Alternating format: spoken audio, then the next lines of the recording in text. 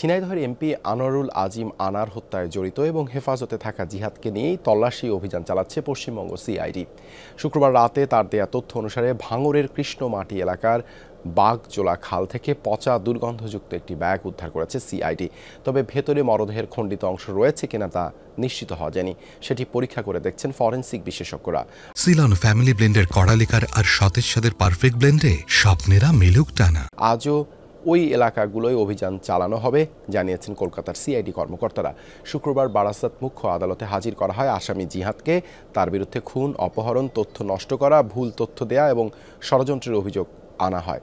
আদালত সেসব আমলে নিয়ে জিহাদকে 12 দিনের সিআইডি হেফাজতে দেন।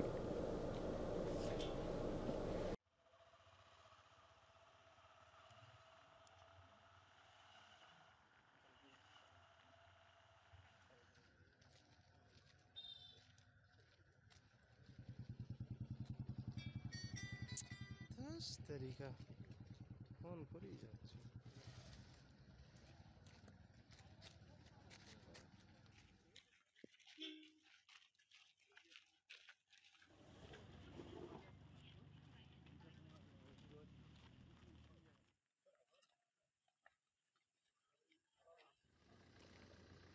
এ দেখো খালপাট দিয়ে